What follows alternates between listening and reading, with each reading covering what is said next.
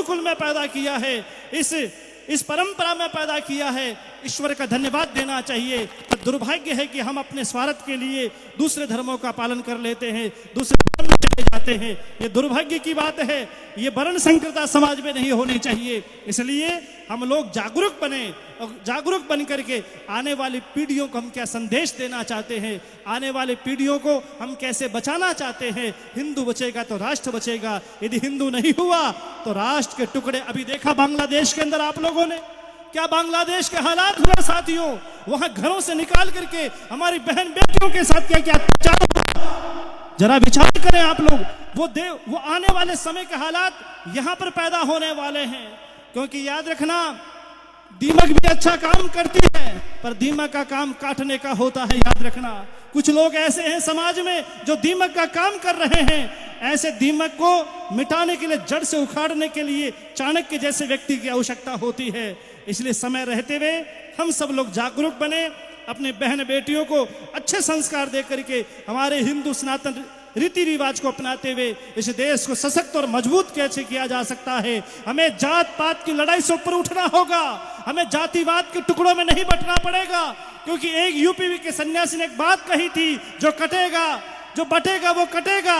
मैं आप लोगों से कहना चाहता हूं, अब जोड़ने का समय है। एकजुट हो जाइएगा, एक हो जाइएगा। इधर राष्ट्र या इधर न बनाए। राष्ट्र ही हमारी पूजा है, राष्ट्र ही हमारा कर्म है। इस बात को ध्यान में रखते हुए हमें पंथों की लड़ाई में नहीं, सभी का एक लक्ष्य होना चाहिए। धर्म जब रहेगा तब राष्ट्र रहेगा।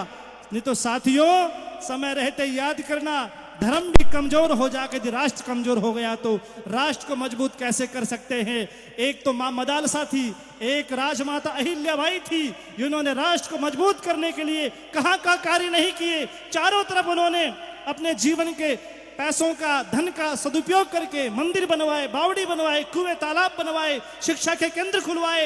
एक वही राजमाता अहिल्या थी। पर आज के समय में प्रत्येक घर घर में राजमाता अहिल्याबाई के संस्कार घर घर में जाने चाहिए, जिससे हमारी संस्कृति का उत्थान हो, जिससे हमारी वैभवशाली जो परंपरा लुप्त हो रही है उसे पुनः उत्थान करने की आवश्यकता है। इसलिए हम सब मिलकर के इस राष्ट्र को सशक्त और मजबूत करने के लिए कदम से कदम बढ़ाने की आवश्यकता है। संगठन गढ़े चलो, सुपंथ पर बढ़े चलो, भला हो दिश में जैसे का वो काम सब किए चलो। आ रही है आज चारों ओर से यही पुकार, हम करेंगे त्याग मातृभूमि के लिए अपार। कष्ट जो सहा है मुस्कुराते सब सहेंगे हम, देश के लिए सदा जिएंगे और मरेंगे हम। क्योंकि देश का ही भाग्य अपना भाग्य ये समझ लो, भला हो जिसमें देश का वो काम सब किए चलो, काम सब किए चलो।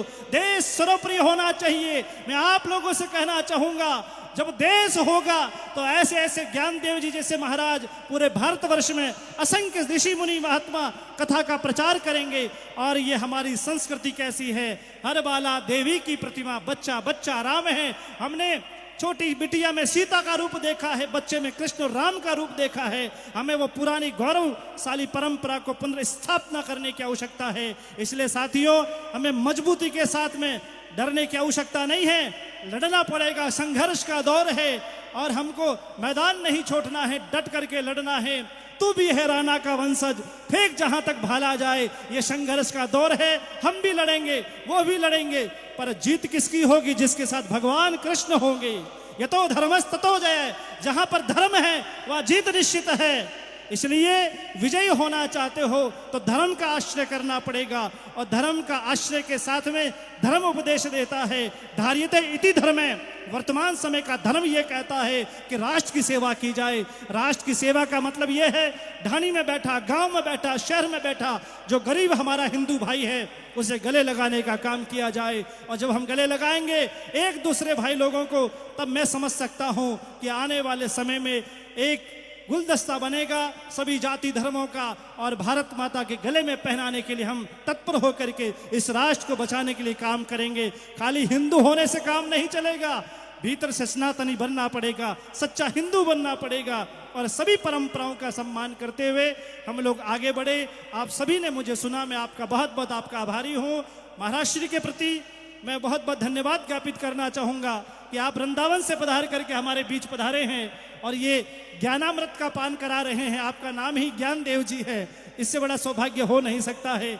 एक बार जोरदार करता ध्वनि से महाराज श्री का स्वागत कीजिएगा। आप सभी ने सुना, आपका बहुत बहुत आपका आभार। एक बार सब मिलकर जय घोष करें, बोलिए कृष्णचंद्र भगवान की, बोले गौ माता की, बोले भारत माता की।